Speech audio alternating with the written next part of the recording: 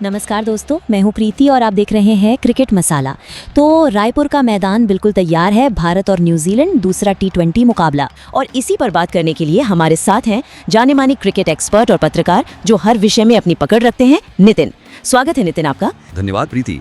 और क्या मुकाबला होने वाला है ये। बिल्कुल, पहला मैच तो भारत ने शानदार तरीके से जीता, लेकिन ये सिर्फ एक और मैच नहीं है ना? नहीं, बिल्कुल नहीं। ये वर्ल्ड कप से पहले आप कह सकती हैं भारत की आखिरी बड़ी परीक्षा है। तो नितिन, पहले मैच की जो जबरदस्त जीत थी 238 रन, उसके बाद इस दूसरे मुकाबले को हम किस नजर से देखें?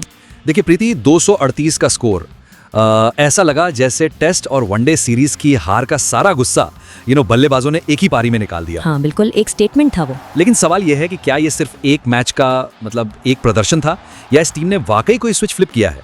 यही सबसे बड़ा सवाल है, क्योंकि वो 238 रन सिर्फ स्कोर बोर्ड पर नहीं थे, वो न्यूजीलैंड के दिमाग में भी छप गए होंगे। सही बात है। ये सिर्फ एक जीत नहीं थी, ये एक तरह से मनोवैज्ञानिक हमला था। आपने बिल्कुल सही शब्द इस्तेमाल किया, मनोवैज्ञानिक हमला। वो स्विच साफ दिखा, और मेरे लिए वो स्विच सिर्फ रन बनाना नहीं है, बल्कि कैसे रन बनाए वो है। हाँ, जिस तरह से टॉप ऑर्डर ने बिना डरे खेला, उसने न्यूजीलैंड को सोचने पर मजबूर कर दिया। ये सिर्फ मोमेंटम नहीं है, ये साइकोलॉजिकल डोमिनेंस है।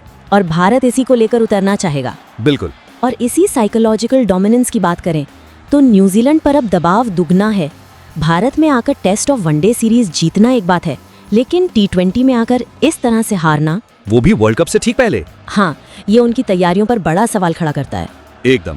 न्यूजीलैंड ने देखिए 12 साल बाद भारत में टेस्ट सीरीज जीती, भारत में अपनी पहली वनडे सीरीज जीती। वो इतिहास रचकर आए थे। हाँ, वो बहुत बड़ी उपलब्धि थी। बने रहने के लिए जरूरी नहीं, इज्जत बचाने के लिए भी जरूरी है। बिल्कुल।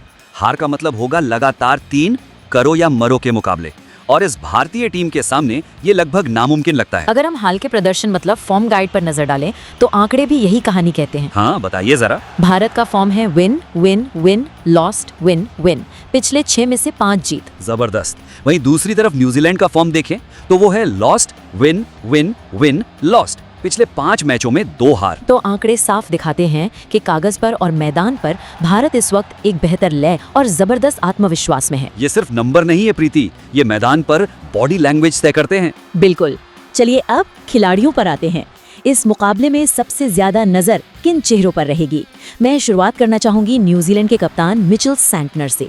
नागपुर में उनकी कप्तानी पर काफी सवाल उठे। सवाल उठने ही थे प्रीति। हाँ, जब आपका मेन गेंदबाज जो कप्तान भी है वो अपने कोटे के पूरे 4 ओवर ही न डाले तो आप मैच कैसे जीतेंगे? और आखिरी ओवर डैरिल मिचेल से करवाना, हाँ वो तो एक ऐसा फैसला था जिसने सबको चौंका दिया।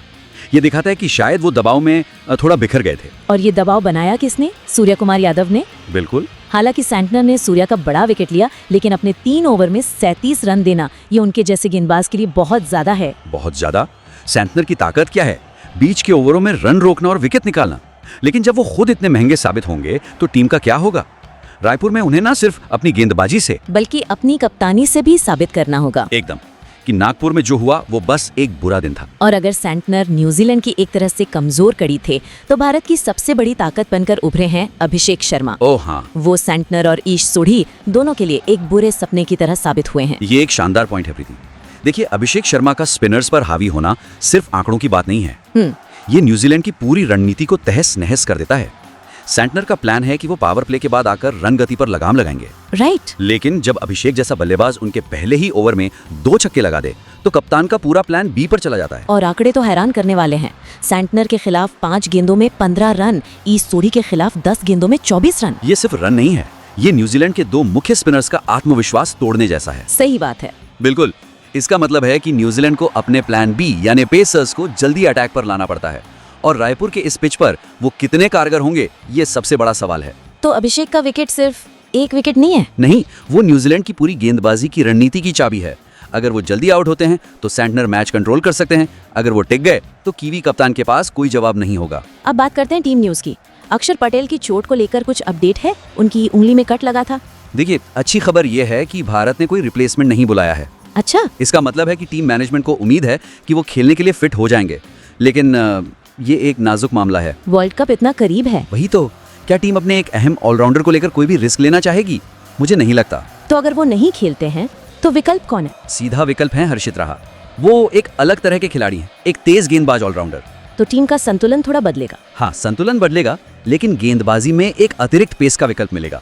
तो एक दिलचस्प फैसला होगा। क्या भारत अपने विनिंग कॉम्बिनेशन के साथ छेड़छाड़ करेगा या अक्षर की फिटनेस पर भरोसा दिखाएगा? चलिए अब आते हैं उस सवाल पर जिसका सबको इंतजार है। प्लेइंग 11 क्या हो सकती है? भारत की टीम से शुरू करते हैं। मुझे लगता है भारत ज्यादा बदलाव नहीं करना चाहेगा। टीम बहुत संतुलित दिख रही है। ओपनिंग कौन करेगा? अभिषेक शर्मा और संजू सैमसन, फिर कप्तान सूर्य कुमार यादव, ईशान किशन और फिर वो तिकड़े जो किसी भी मैच को पलट सकती है। हार्दिक पांड्या, रिंकू सिंह और शिवम दुबे। बिल्कुल, मतलब बल्लेबाजी में जबरदस्त गहराई है। नंबर 7 तक आपके पास मैच विनर हैं। यही इस टीम की सबसे बड़ी ताकत है।